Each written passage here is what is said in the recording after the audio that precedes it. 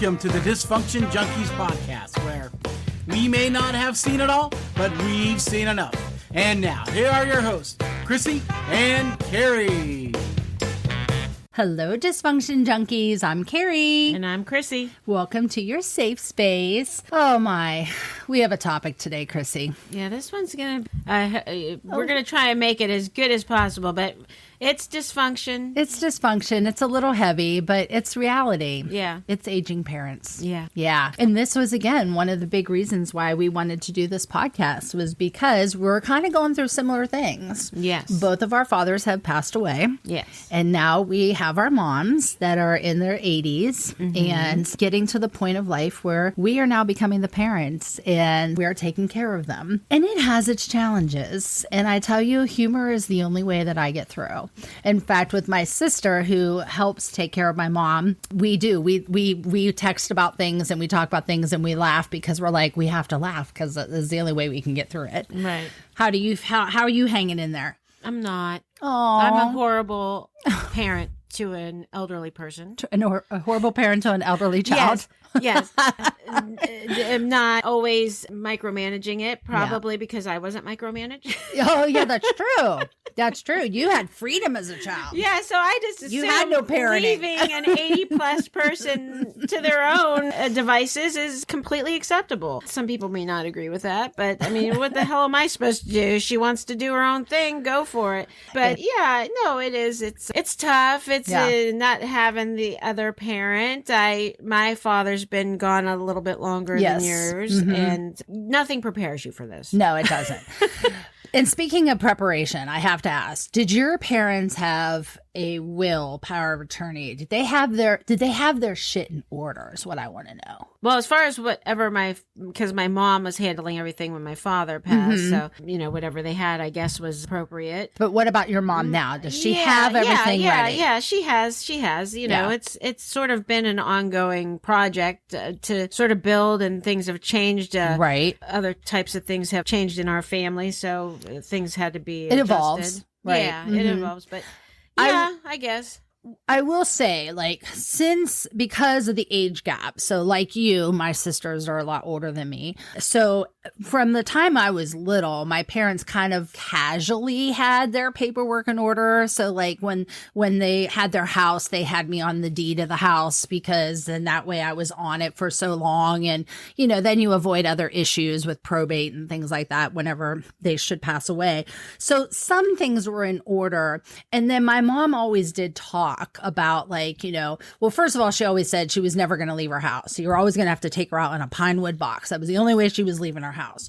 But then as the years started going by and she was more kind of understanding that, if something happens, it was always like, well, I would live with you or I would live with my one sister that she's currently with right now. So even though there was 5 of us, she kind of always was like, well, the 2 of you would be the ones I would live with just because of location. My other sisters live farther away, lifestyle, it's just different things like that. So nothing against my other sisters, but it was just like, this would be the most compatible. So that was good.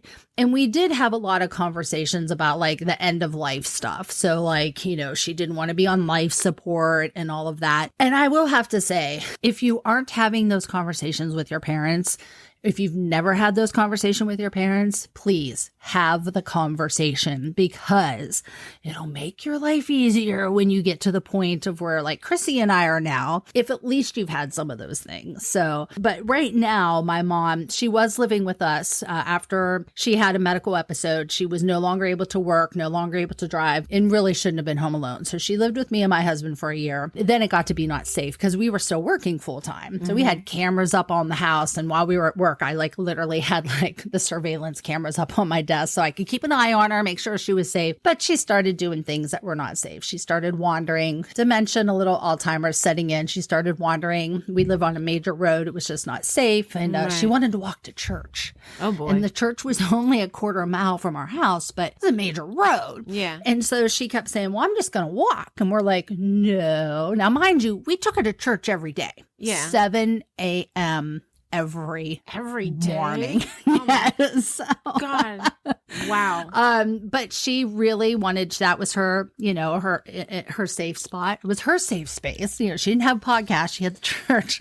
So Everybody needs something. but she kept wanting to walk there, and we're like, no. And there was a couple times, like literally she got to the end of the driveway and like we're chasing her down. We're like, Mom, where are you going? Oh boy. I'm not going anywhere. And we're like, it's like, you're walking to church? No, I wasn't. Yes, she was. So anyway, so we kept catching her, going down there. And then we had a couple episodes where like she was pretty good about not cooking during, she had gotten to the point where she would didn't handle things in the kitchen. We had Meals on Wheels would come deliver lunch during the day. So she had a hot lunch. And then, we were there in the morning for breakfast and dinner and stuff. But it got to the point where she was starting to cook and was, left the gas on the stove. And one point almost caught her nightgown on fire. And that was when we're like, okay, it's time. So she now lives with my sister who's home full time, and her husband's home, and they have a lot of kids that are in and out. So it's a safer place for her. But yeah, it's exhausting taking care of an older child like that. Yeah. Oh yeah. Oh yeah. And well, if there's any piece of advice I can give from my point of view, yes, is that I felt quite a while back after my father passed away that the house that, I kind of pretty much grew up in, and that where my mother was living, it was a lot of house for one person. Right. And I just thought she should get something more appropriate for her early on. And I had just, I was actually pregnant when my father was sick and passed away with my first child. So I hadn't had kids yet. Oh. And I felt fairly young, although I was older having kids. But my mom was younger. If there's any advice, if you decide, there's just one of two things. Either when it's appropriate, a year or so after one of the father or your spouse is away, probably good to try and get them relocated into something more comfortable for themselves. Only because everybody is a lot younger and more manageable. Yep. Or you can leave them there until you take them out in that pine box. Which I really am for once everybody gets way too old to do all this stuff. Yeah. It was just getting to the point where my mom did leave her house not that long ago. And instead of me being in my 30s and not having any kids or having one, right, and her being younger and more manageable to do things, it happened when I was in my early 50s. Right. I have 3 kids, and she is much older, and mobility isn't her best friend. Right. And it's very stressful. Yeah. It was really hard because, and I get it. It's their home, it's their house, and they don't want to leave because that's where they're comfortable. And as they age, things are changing, and that's why what comforts them is what the memories that they have. And it's that muscle memory of their house, like, oh, this is where my kitchen, this is where this is. And then to have to go someplace new and learn all over, like even little things like getting out of bed in the middle of the night, where do you go for the bathroom, but it is hard. And that was really a hard decision for my mom to finally sell the house and move in with myself. And then, like I said, now with my sister. What was even harder was going through all the stuff, 80 years of, 50 some years being in one house, but 80 years of living. And all I have to say is, kids, take your parents and go through the house and label the stuff now. So you don't have to argue about it or worry about who's taking what. And that was probably kind of one of the hard things. My sisters and I were pretty amicable about it, but some of us, other than others, were more like, look, I don't want the stuff, it's just stuff. And so in a way that makes it easier, but still it's a process and it's very draining. And that whole preparing the house to sell, it was so hard. But now that we're on the other side of it, we're in a good spot, but it's still, there's just so many things. But now we get to enjoy things like, little things like you see how your parents are like a child. So one of the things is the no filter. My mom, who was usually pretty good, because remember, we didn't talk about things. Right. So my mom would never say anything bad, much less, she wouldn't talk about anything, but she wouldn't say anything bad. And I never even knew her to think about anything bad. So for instance, if she saw somebody who was maybe overweight or whatever, she would have just said nothing, or she would have said, oh, their hair looked lovely today. Like she would have had a nice compliment. Where now my mom will just say, they're fat. Wow. Oh yeah, Right out there. Filter. Oh, so boy. So it is like having a little kid. It It's is. just way too honest. Yes, and I'll be like, Mom, you can't say it, Mom. That's not nice. You can't say that. And she'll be like, well, it's true. Like boy. Wow. It still doesn't. So. Yeah, probably not good at that one time, and then I'm done. You know, we're not going anywhere together. I can't deal with all of that. Well, you know, my mom has what I call, and she's kind of always had this, but as time has gone on and perspectives on what we need to be as a people has changed and evolved. Yeah. I say, well, Mom still kind of suffers from 1950s lingo. Oh gosh. Which is really, gosh. and and she's got it. So she comments on things, or she's definitely prejudging or falling into stereotypes. Mm-hmm. It's very crazy. I can tell stories, but I don't know. I don't want to offend everybody so early on in our podcast. But very funny stories. Maybe we'll save for another day. Yeah. We'll have lots to talk about on this subject. But, yeah. You know, the other thing that are, you know, in your parents becoming like a child is like the medication. So first of all, my mom, like almost her whole life, never took any medication, and she was proud of it, and she should be. And honestly, up until she was like 83, she never had taken any she didn't need any medication. Right. But then she had some medical episodes, and one thing led to another, and now she's got like 6 medications, and it was really hard to get her to take the medications. But we finally got into a good schedule, and she was taking them. Well, now we're reverting, and now she'll be like, she'll want to take it. So she'll wander around the house with the pills in her hand, and we'll be like, Mom, you gonna take those? Oh, I already took them. It's like, no, they're still in your hand. Oh boy. You know? And it just finally, we're just like, we do the best we can. You know, we've talked to her doctor, and he's like, you know, it's quality of life right now. But it reminds me of trying to get your kid to take the medications. Like, can you shove them in a sandwich? Can you squish them in a juicy? No, I can tell you right now, having kids, and I have one specifically that is very difficult to get to take medication. Yeah. There's just one of 2 options. Yeah. You're going to take it that way. Because so you've got 2 choices here. What's it going to be? But now my mom is different, though. Yeah. Thank God. Okay, I don't want to revert to that. No. With anybody. I was going to say, I don't think that option 2 will work either for me. How's your mom different? Oh, medication time. Hello. Where is it? Oh, she's normalized it. Oh, well, yeah. She knows it, too. You better get it to her, because I mean she's staying with us right now, and I hear her moving, mm-hmm. and then I'm like, what? Oh, wait a minute, what time? And then I hear her yelling for me from down the steps, or she's yelling for my oldest daughter, get your mom, I need my pills. Where's my pills? Yeah. I need them. I'm like, oh my God. Yeah. See, we went through a stage where she was taking them, but she would forget. Like, she would take them. And then a couple hours later, she would forget that she took them, and she'd think, oh, I have to take them. So that we had to start hiding the medicine. So like now it's nowhere where she has access to them, because if she does want to take them, she could take 3 doses. So yeah. Oh, well, that is scary. Yes. So I do try to maintain those, as my sister did also when she was, staying there too. And she doesn't understand why she can't just, because she did this her whole life. I can manage this. I always managed it. Right. But there is and she was a school nurse. Well, yeah, if you want to say it. I don't know what kind of nurse that is. I don't mean to be insulting, but, there is a very good chance that you can forget or drop. Oh, that's a big worry, too. When you got dogs, they drop the pills. Dogs and kids. Oh, and, it's kids, too. And my kids are younger, and so you just got to watch. Yeah. You would hope they would think not to, but you don't know, they might feed it to the dog, right. Or they might think it's candy on the floor, Yeah, so it's just easy to keep everything under lock and key. Yeah. So, but going back to when you were talking about your being difficult to get rid of a house because of the memories and just the comfort of knowing where everything is, that's your place. Yeah. The one thing that I found so bizarre and is that once in a while my mother would come up with this thing where she said she couldn't find something in the house. Like, I know it and I couldn't find it. And then she says she found it somewhere else that she swears she didn't put it there. Right.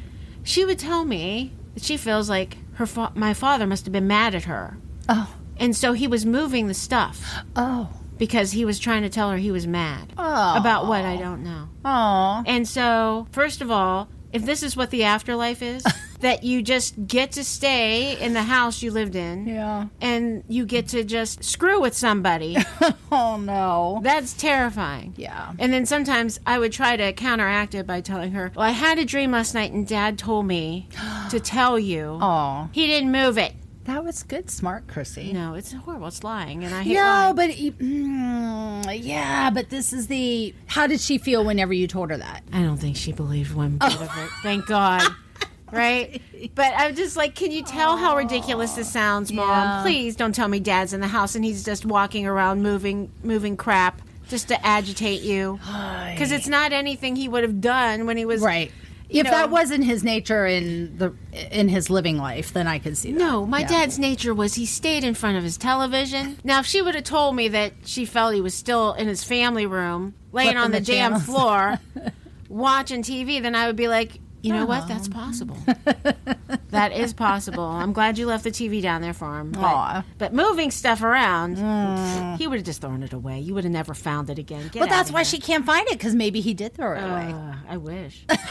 Wish you would have threw everything out of that house away. Thank you. So, yeah, I mean, what are you going to do with these aging parents? I know. Yeah, and then you get to the point with what worries me about all this is, okay, what happens when I get that age? Like, that's what I think about. Like, who's going to take care of me at that age? You know, like, I have one son. I have a grandson and a granddaughter. So, like, I'm hoping, but still, it's just like, but I definitely am in the mindset of I will make it easier on them. Like, I'm already going through our house. I mean, we live, we have things, but yeah, I don't hoard things. So, like. Oh, but wait a minute. There's me. I'm on the other side. I know. As I said that, I'm like, oh, I probably just offended Chrissy. No, you didn't. No, you didn't. Because I know. And it has made my life more. Now, yeah. It is a nightmare, and I feel sometimes like I'm drowning. So you gotta weed through this stuff. And my husband, for pretty much ever since we've been together, we got to get rid of some of this stuff. You do not need your $6 million man doll anymore, Chrissy. You just don't need it. Which I do. You really have a $6 million? Yeah, no. He doesn't have his jumpsuit anymore, though. I don't know where it is. So he's just got his underwear on, his underoos. Yeah, and I do have my $6 million man. Well, I know you have that big wheel too. You said the big wheel. I got a lot of the Fisher Price toys that I did take, which my husband gets upset with because he says they're all filled with lead. So it's not like our kids should be playing with it. Should have ever played with them, and they did. I was like, well, they're not allowed to play with that anyhow. That's my toy. Get them their own toy. I don't want anybody to play with my toys. I did the same when I was a kid. No, right. That's mine. Because even though we grew up with a family, we were only child because of the age difference. So you didn't have to share. No. And you're still not sharing. No. So, Let be damned. I'm just not sharing it because it's mine. So we are trying. Yeah. And we will hopefully get to a better place because less is better. Yeah. Less is much better. You have fun with it, and then you have to realize that none of the stuff that they make was meant to be with you forever anyhow. Can't take it with you, as that's saying. No, you can't. Yeah. No. So might as well get rid of it now, and then it's one less thing. So, yeah, I don't want to do that to my kids. Leave them a bunch of stuff or take care of me. Going back to what you're saying, who's going to take care? Yeah. You're way ahead of me, and I don't even think about that. Because I guess I'm just gonna have to hope that I get put somewhere where they're gonna take care of it. I mean, if my kids want to help me out, fine. But you do try to tell them, and in your mind, you try to tell yourself, I am not going to do some of these things that you see I'm going crazy with. Right, exactly. That's my point. Yes. Who's to say? Sometimes, unfortunately, because I'm sure our parents probably said that about their parents. Yeah, like, the dysfunction does repeat itself. It does. Well, one of my Christmas gifts to share to people is I saw it and it was just hysterical. I had to laugh. The cover of the it's a little book. like a notebook, and it says, "I'm dead. It's your problem now." Oh my! Where did you? Good Lord! Amazon. Come of on, course, Amazon. Yeah. Well, that's my life too. And when you open it up, it's basically like an end of life planner. So like it makes it really simple. I know. I would have to do so much drinking before I even opened up the cover of this thing. But it's good because it like opens it up and it says like, you know, what is the password to my computer or whatever. And then or it says like, where do you keep your wills or where do you keep your, you know, it's just a quick little notebook that if anything, you at least do that. If you haven't gone to an attorney and done all the formal stuff or whatever, which Jim and I have. Right. But still, this is kind of a nice, like, you know, at least leave your kids that, you know. It's like, a quick reference. Yeah, because like I have this one friend and gosh, they're getting it double whammy. They live up here in Northeast Ohio and the parents live down in Cincinnati area, like south of Ohio. So it's 5 hours away. And their parents are in the 80s and both of them... it's not safe to be home alone. It's not safe for them to be living alone. The one's very much got Alzheimer's. The other's not too far. They're not taking their medicine right. They're not. I mean, so they're in the process of trying to like, okay, we have to step in. And of course, the parents are like, no, I'm fine. We're fine. It's like, no, you're not fine. You're clearly not fine. You've been in the hospital because of whatever. You've fallen because of whatever. So now, but they have nowhere. They have nothing to start. They don't know like how to get into nothing. There's no planning. And so I just feel for them because not only they're going through it with one parent, but they're going through two. And then they got the 5 hour distance. So yeah, my Christmas present to those that I love this year has been the workbook. I'm dead. It's your problem now. Yeah. If at least do that. Yeah. I love you, Carrie, and I know you love me. But can I just request not to get that book? You don't want it. You don't want it on next year's Christmas list. No, please. Oh my God. So, and now I lost my dad. I was still in my 30s, but I was in my 30s, and within the last 5 years, your dad passed away? Yeah, it's been 3 years. 3 years, okay. Mm-hmm. So we've been fortunate to have our parents as long, and we still have our moms. Mm-hmm. And even though you might sit here and you're aggravated and you're doing all this stuff with them and they make you crazy, you have to try and think that you are fortunate. Yes. Because, 100%. Well, and not to bring it up, but my husband, it's something very unusual, but when we first started dating and everything, he lost both of his parents when he was 19. 19. And they passed away within 3 months of each other. Oh my God, that's horrible. Right. So as much as, we are dealing with this and sometimes we don't look at how lucky we are to have them as long as we do. Yeah. And it is a blessing. Yeah. But there are some days where sometimes I think he might be lucky. I know what you mean by that. I do. And I don't mean that as anything against him or his mom and dad. Right. They were lovely. Right. And you're not wishing anything against your mom, but it's just, I get it. It's just like, oh my there's God. some days. Can you just imagine that you washed your hands of this a long time ago? Yeah. Ooh. Right. Or, or maybe they go to, somewhere sunny. Yeah. And, even that, not even passing away, just maybe going and living where you're tanning all the time. A snowbird. Slowly cooking yourself to death down in Florida somewhere. That sounds perfect for me as far as for you. Yeah. Bye.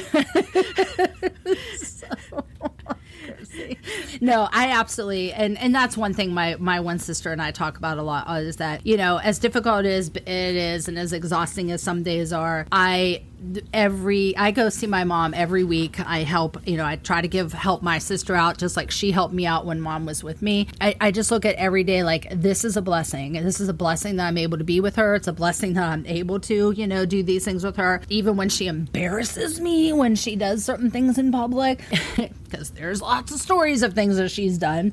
She had a little incident in church not too long ago where she accidentally stepped on her slip as she was kneeling to leave. And so her slip went down around her ankles in church. And so I hurried up and knelt down behind her and got her slip before anyone could notice. But again, look at how much of a lady your mom is. She's still wearing a slip. That is fantastic. Good for her. I know. She is a true lady. But she was so embarrassed. And I'm like, thank gosh, it was after Mass. And so, of course, we're in like pew 1. So whenever she stepped out, everyone else had turned around. So really, nobody saw. Thank you, Jesus. But literally. Thank you, Jesus. But so we're like walking out of church and we're chuckling and stuff. And then when we get out of church, I says, Mom, I really know you like the priest, but you got to stop stripping in church for them. Whoa, boy. She laughed, we laughed.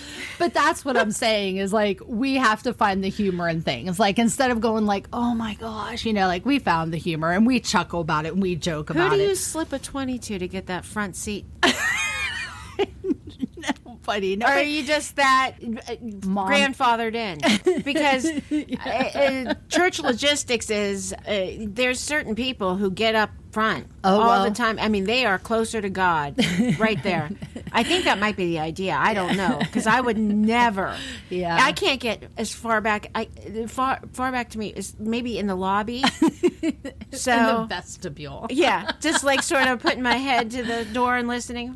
Oh okay. no, yeah. No, she's usually top 1, 2, 3 rows. In fact, the one little church that we go to when she was close to my house, in one of the pews they have a little marker that was like in memory of somebody that always sat in that spot. And so that's creepy. Oh my gosh. I've said a lot of times, like when we go into that church, because Mom will be like, this is my seat. And I'll say to her, I'm like, yep, you're going to be the next marker. We're going to get you one of these plaques. And she's like, well, yeah, this it is. And she's all for it. They really have a little placard that tells you who used to sit there all the time. Yes, it's like in memory of somebody that sat there. Oh my God, I am horrified. Wow. Yeah, I really do think that whenever my mom passes away, that I think that we're going to get a marker for her for that pew.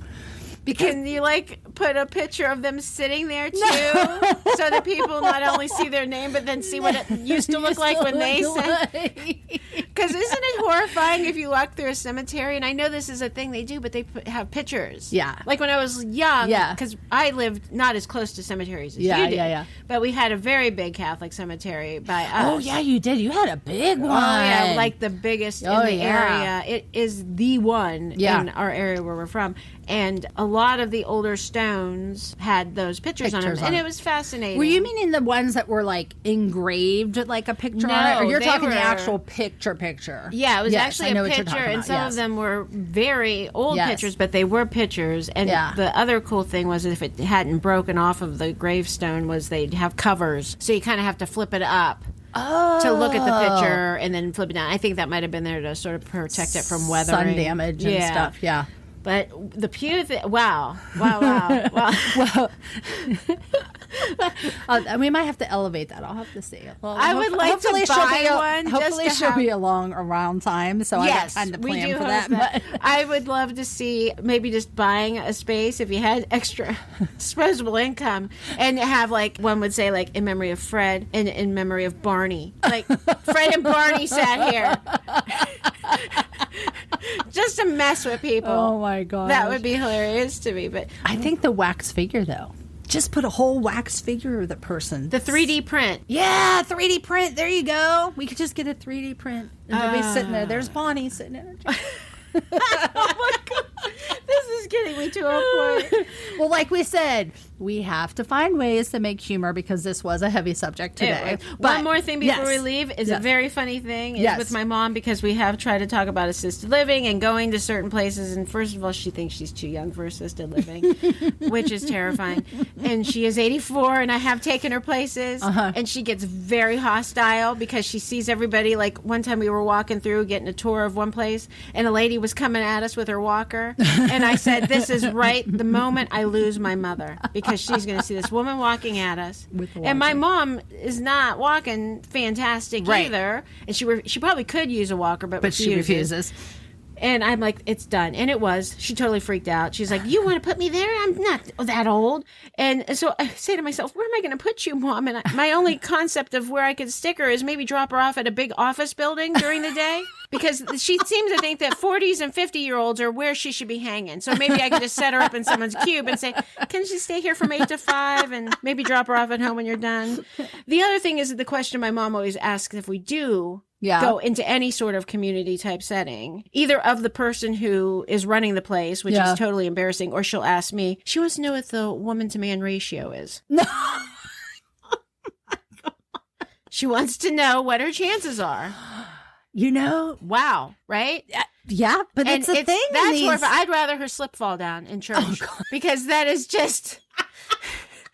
And you're not saying she'd rather slip and fall in church. You're saying no. I'm just saying if I had to experience to fall down like my mom. Yeah. The slip comes down out of her skirt because she kneeled on it. Instead of asking people that question, it's like, oh my god. So she's like boy crazy at 84. But that's common in these elderly homes. That's why a lot of things pop up in there they got to deal with. They have a lot of you need public health to come in there.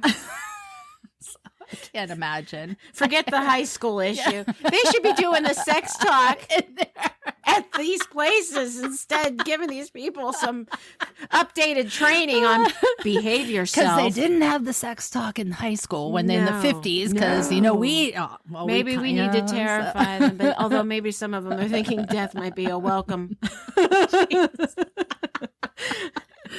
Oh, I knew you could turn this around for us today. I tried. It's a hard subject, but I know. So, yeah, please, everybody, hopefully this helps. Oh, it does. Yes. And just know we're all going through it. Most of us our age, high school people that we've went to are all going through the same thing. So probably. That's why we had to talk about it today. Yeah. And safe space. Safe space. So, all right. And please leave us if you have some great mom and dad stories. Oh, yeah. We'd love to hear them. We'd love to hear them. Because chances are we've probably experienced it too.